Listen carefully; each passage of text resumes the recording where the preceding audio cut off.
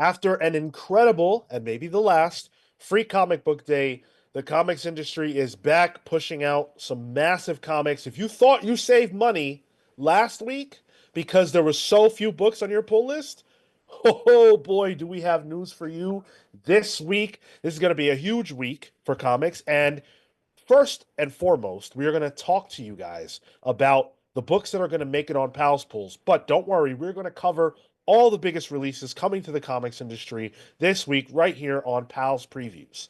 And so to kick things off, these are the books that you can expect to hear us talking about this Thursday at 6 p.m. Eastern on Pals Pulls.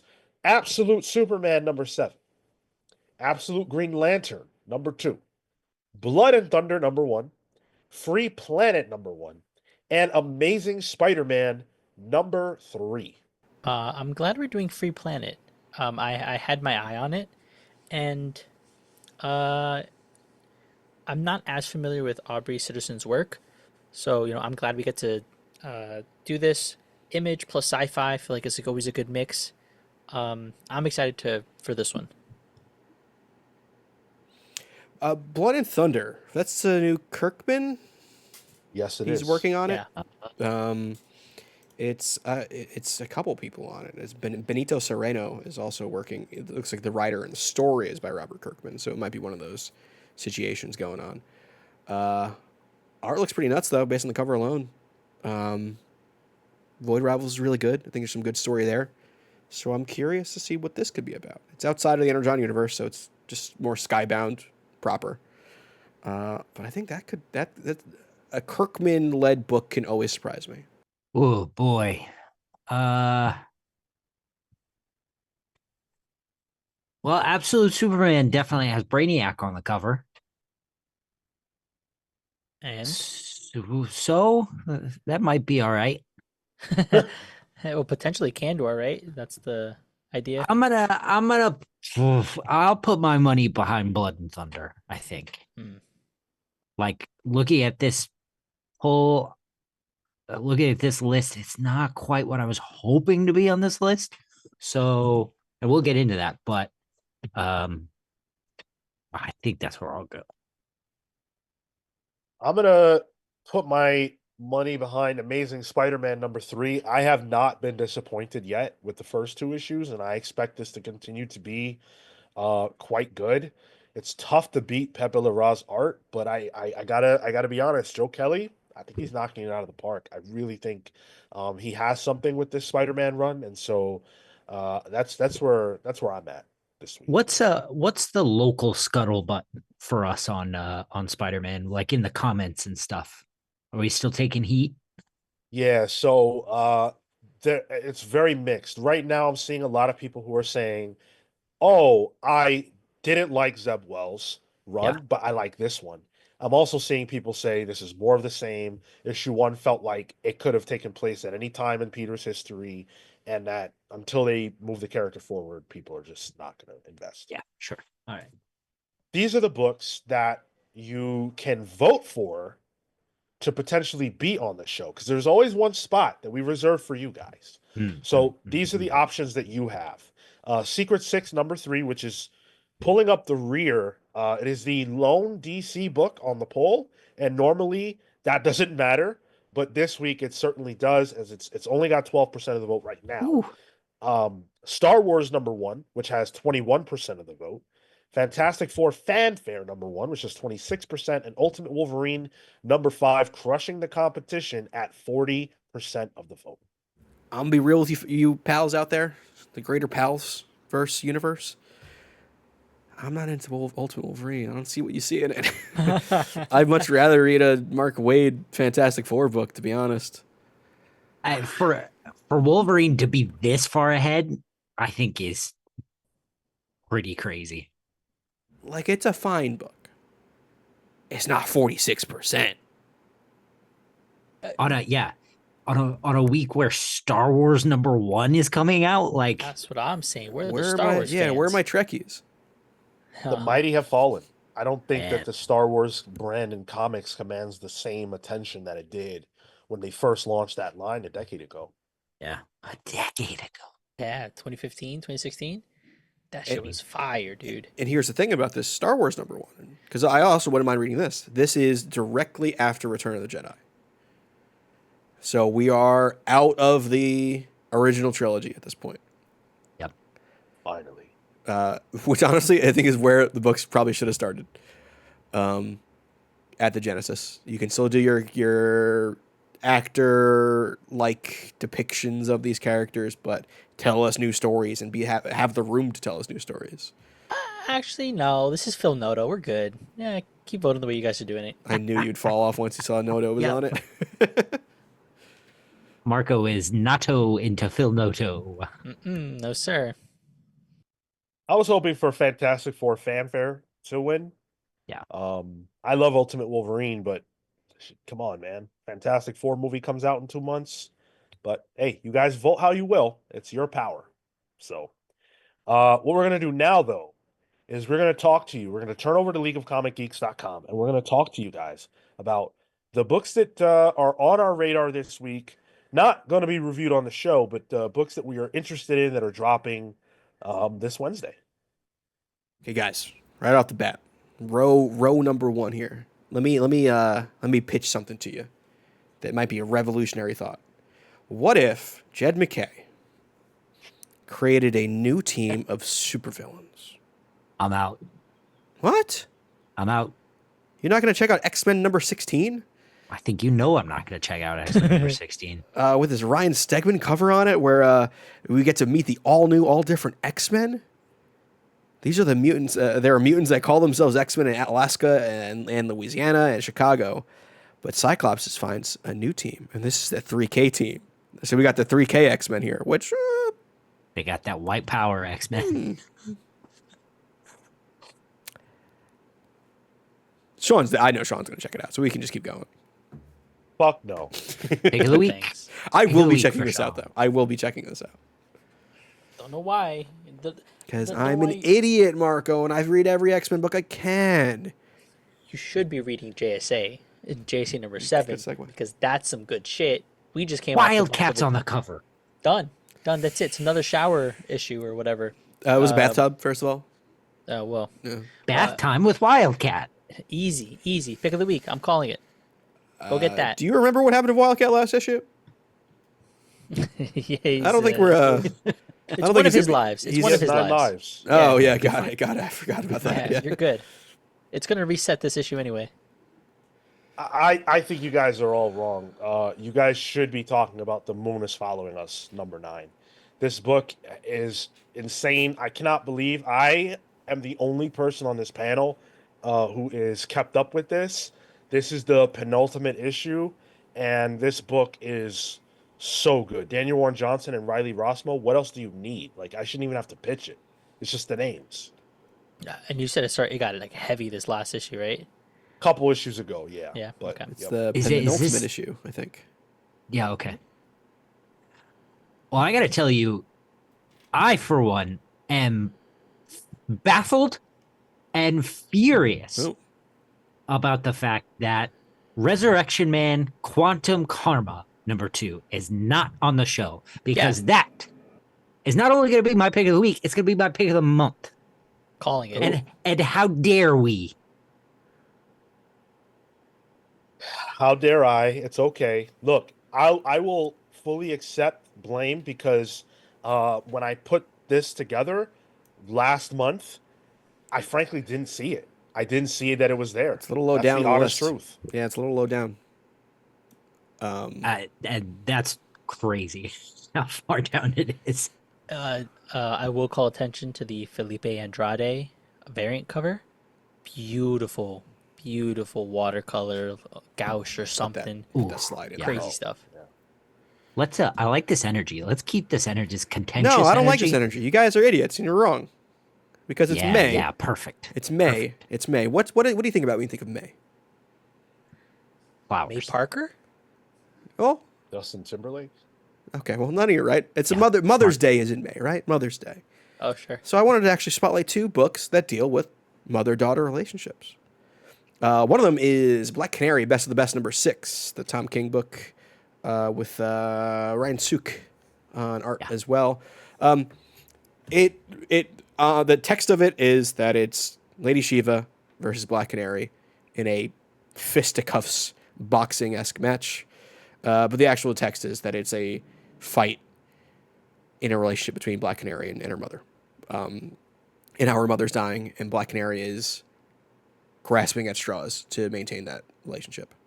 It's wordy. It's got the bits that some people maybe don't like about modern Tom King, with the commentary going on in the background, that I honestly at this point have just stopped reading, and I've enjoyed the book much more for it. I think there's some really good bits here with Dinah and her mom, and Wildcat in this as well. But speaking of Lady Shiva, another daughter mother book, Batgirl number 7, another story where the relationship between a mother and daughter is contentious. And last issue, Lady Shiva made a sacrifice for Batgirl, and Batgirl has to come to terms with, like, her mom is a bad person, but it's her mom, and that will never change, and having to come to terms with that. And Shiva kind of coming to terms with maybe the good side of Cassie. Real fun stuff. I recommend both those books. Listen, absolutely not. Absolutely not. Fuck you If too, I Cale. wanted to read a book about my mom and the environment that I was raised in and nurtured in, let me tell you, I could do worse than Captain Planet number 1, which is finally coming out from Dynamite. Listen, it's David Pepos and Iman Castelos. Listen, he's our hero. Gotta bring pollution down to 0. We need him. He's our hero until when I go to edit this episode tomorrow. I recognize he got pushed back 2 weeks. Well, Which, if that's the case, Okay. you'll see a little asterisk at the bottom here. much like the impending climate disaster, it will push it back 2 weeks. Look, Cale, I respect your comics knowledge and your appreciation for indies, which is why I genuinely don't understand how you are not reading Kaya. And for anybody who says that I am a tyrant when it comes to these shows, I didn't put Kaya 26 on this list for the week, even though this is the start of a new story arc and would have been a perfect place for us to jump on. But this show's not about me. But I'll tell you this, Wes Craig is a superstar, if not already, certainly in the making. And this is a book that should be on everybody's radar. I don't want to say it's barreling towards a conclusion, because I don't know that for a fact, but it definitely feels like the story is ramping up as the robot empire has really been flexing itself of late. And now in the Kaya universe, we have canonical dragons. So I don't know what more I need to tell you to make you buy this book. Big. This is Go ahead, Marco. Go ahead. this is going to be a jumping on point for me because I loved the last issue that we read. So I'm glad that this is just kind of like that jumping on point. And the fact that we're getting to the would-be end, what you might call the vanishing point, is interesting because I'm going to be picking up Vanishing Point number 1 by Mark Russell and Juan Doe. It's a Mad Cave book, and I was scrolling through, and I didn't realize that there's another Mark Russell book out on the stands. I love him as a writer, and this being a anthology series of sci-fi existential horror books, that's me, right down my alley, or right down my galaxy, I guess. Ugh, big surprise. Sean's reading Kaya and Marco's reading a horror book. Oh no. Big news. How about this instead? How about we just talk about, I don't know, maybe the book that I just lost because I scrolled too far? No, let's talk about an actual book here. And if you checked out the previews of this book, there's a fun dynamic being introduced here. That's all new Venom number 6, baby. The previews of this book show Paul having to talk to the symbiote and Mary Jane, and they're a little handsy, and Paul doesn't know what to do. This book is cucking Paul. This is Al Ewing's game all along. There's literally a bit with the symbiote having his arm wrapped around Mary Jane, Paul calling it out and saying, "What's the deal with that?" And they're like, "Oh, sorry." My, how the turntables, Paul. I can't believe the space quest Tyler is just gonna send us on. Oh, Oh that's wait, a tough one. Come on, Cale. Marco did much better than you for once. a Johnny Quest Space Ghost crossover is coming Nice. from Dynamite. Number one, you're sitting here telling me that you're gonna ignore the biggest moment in space, written by Joe Casey and with art by Sebastian Paris. That is the most horrifying cover I've seen in comics in a while. Those kids' heads too big. Those are walking Okay, Funko Pops. Not into you know it. what? The Joshua Middleton cover is great. Well, Joshua Middleton doing a good cover is not news to anyone. Great stuff. All right, keep the energy. Okay, When you're bring it talking down. about Bring the it down. creators, yeah, Okay, yeah. all right. Well, for the creators, Well, no, I'm saying he's great. That's what I'm saying. Look, I am honestly sick to death of you guys trying to talk about all these amazing comics you think you read. All I need and all I am going to my LCS for this week is Lady Death Blasphemy Anthem. Because at the end of the day, I am a gooner and I need to see this character in her full glory. And I want one of these beautiful Ryan Kincaid covers to adorn the wall of my home. So I will be buying God, I'm Lady too Death. scared to scroll that far down. Uh, I don't want I'm to have to glad blur things in post. I'm glad you brought that up, Sean, because I was gonna I was gonna try to connect Joe Casey, who apparently had a indie series called The Death Defying Devil, and connect that to. But you know what else is Death? Lady Death. I thought you were going to talk about a series called Sex. Didn't know. Good book. That was a joke call out, by the way. I will not be purchasing the It's okay, Sean. $25. It's fine. You can goon. Yeah. You can goon if you Bean want will to. Bean will do it. We know what kind of pervert Bean Oh, is. yeah. He's There you starting go. to flick himself. Hey, whoa, whoa. Any other shout outs? I think we ran through it pretty good. Strong, Oh, yeah. strong week. I think I'm too far down now. So I do have one. It's not a shout out, but the Amadeus Cho 20th anniversary special is coming out. Feel old? oh, He's only no 20 years. He's only 20 years old. Yeah, Amadeus Cho. it's a Greg Pak creation. Wow. Yeah. Huh. Amazing. Hmm. Uh, Go ahead. Actually, I was gonna pivot because I do have something else to shout out.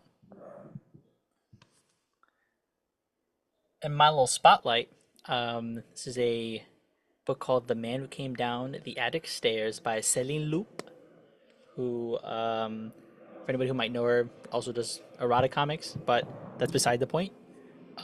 This is a story about postpartum depression and Oh, what happens when an potentially alien invades and takes over your loving husband who suddenly feels differently, but is that because you're now dealing with this depression and you're feeling paranoid? Is he actually not as caring and not present because he's trying to avoid you, or has he been taken over again by this being that she has no control over? And what does she do about the child? Is he in danger? Is he not? What is her duty as a mother? These are all the questions posed in this book. I read this last night. It is black and white, and I think one of the big advantages. I'm gonna try to find a good page here, or one of the cool bits of this book is there's a lot of symmetry and a lot of like visual notes here. Get this bigger whatever door. This comes down the center. You maintain a central line, but that window is shifted over. There's a lot of these like little shifting moments that parallel the shifting of this woman's mental state and how she's reflecting on the child that just given birth to and her husband.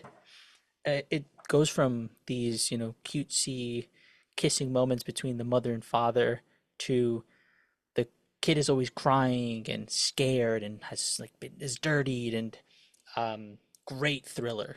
I had so much fun reading this. Did not expect it, and yeah, highly recommend. I could not find.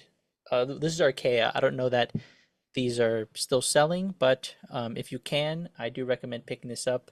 Good book, black and white comic. So just a heads up there if that affects you at all. But good stuff.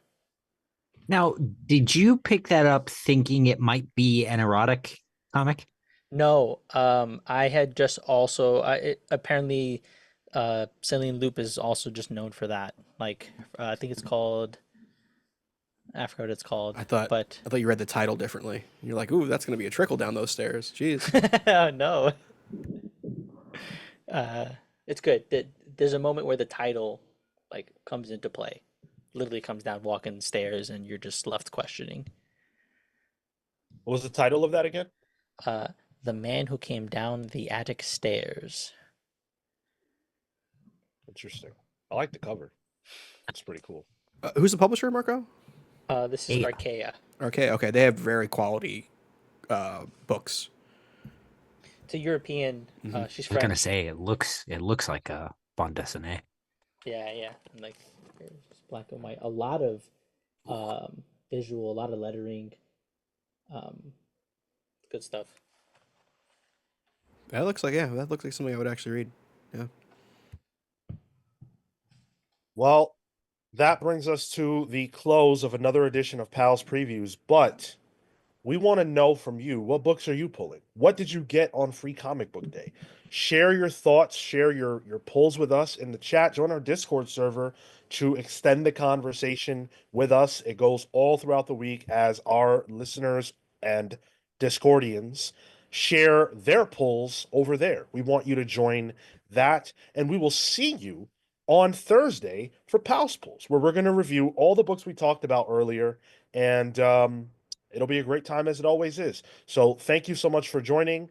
And until then, take care, guys. See you next week.